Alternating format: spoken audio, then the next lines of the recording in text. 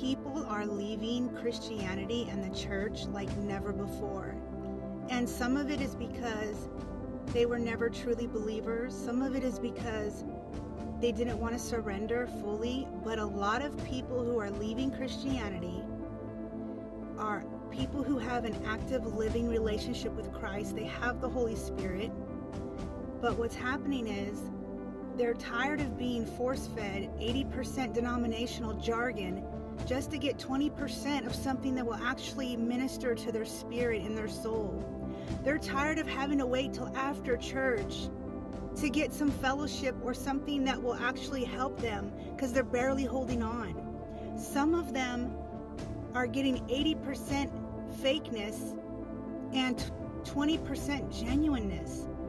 And it feels as if they're sitting through a commercial most of the service just to try to find a scrap of something that will help them because they want to kill themselves, because they're fighting addiction, because their family doesn't accept them and they're looking for a family in the Church of God and they're not finding it, you guys.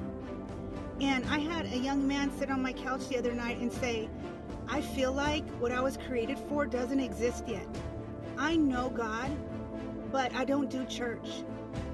I don't know about Christianity, but I believe in Jesus. He said, I feel like when the systems finally go down and the church as we know it in America is gone, then I'm going to be walking in my purpose. Isn't that sad? There is so many John the Baptists who are out in the world right now drinking with their coworker because they're safer than the pastor of their corporate big church in their town. And that's sad. You would not believe how many people come into my life, sit on my couch and just weep because people are politicians in the church and they're not being surgeons, they're not being mothers and fathers. And I'm not saying every place is like that. Please don't misunderstand me. I get called a church basher so much. I have friends who are amazing pastors all over the country. So please understand, I am not against people. I am against the systems that wreck the people. The systems that are sending these young ones.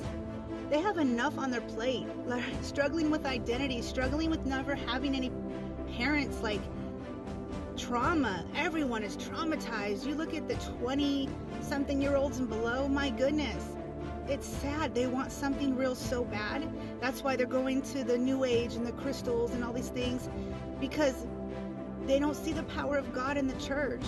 They see people using the Bible to beat them down. They see people worshiping the Bible instead of the person who made it. Using the Bible like a book of spells. Oh, I'm going to claim and name this. You better be careful. Because if you're asking amiss and if you're using the Bible to prove your point in an argument, or you're using the Bible to make someone else feel like crap, your heart's off. The Bible becomes a weapon. The Bible is not for that. The Bible is so we can read it like a mirror. Are we like Jesus? That's what the Bible's for. To know his heart and to find out if that's what we're doing. But we can't just cherry pick scriptures, right? And then use them to prove political points, to make ourselves feel justified, to put ourselves on some kind of throne like we're the go-to person. We're all in this together. And when people go to Christian churches in a lot of cities, they're not feeling that. There's this elitism and there's just stuff that's going on.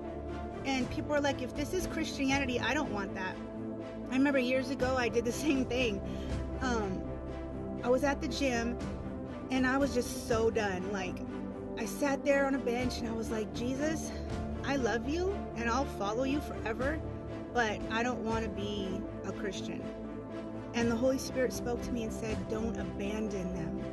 And that is the only reason why I mess with church, because there's people there. And the people there carry the presence and essence of the God that I love. They were made in his image. But it's hard, you guys. And some people just got tired. That 20% of good that they're getting, it wasn't enough to keep them in the abuse and the toxicity. So some people who really love God and know God, they're out in the wilderness right now. They're being trained in a different kind of way, because when the systems fall in America, which they are very soon, and the church is outlawed, and the only churches that are allowed to stay open are the ones that will be politically correct, the church will have to go underground. And all these young people that we just think, they walk into our church, you could tell they don't fit in. My son's been treated like that. People don't know how to take him. He's not a church boy. He doesn't look the part or act the part, and we don't really either.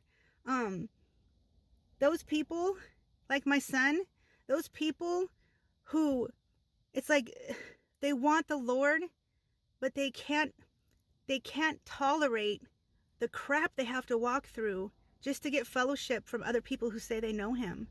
Those people are going to rise up.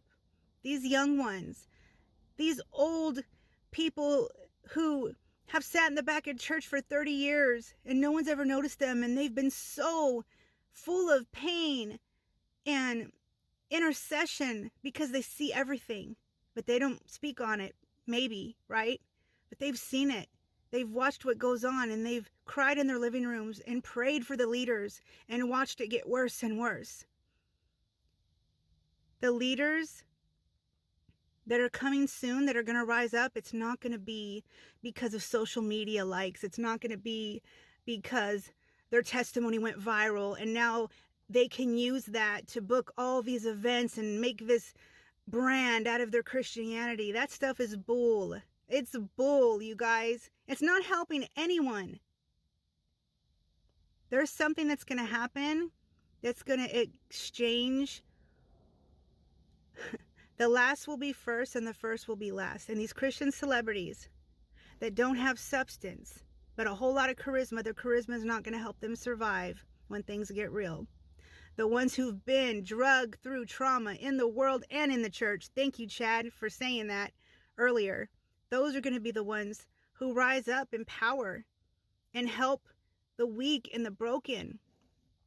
So, not everyone who doesn't label themselves a Christian doesn't know Jesus. There are people who know Christ in many churches, many denominations. We're all just looking for him. And just because a church has the word Christian in it, it doesn't mean that's where you're going to find Jesus. It doesn't. And just because someone's in a certain denomination or belief system that you don't agree with doesn't mean they don't know Jesus. It is so much bigger than we know. There's so much more to God. And we keep trying to put him in a box. And we keep trying to make him palatable to us and what we want. And he's about to blow all that out the water. And I can't wait.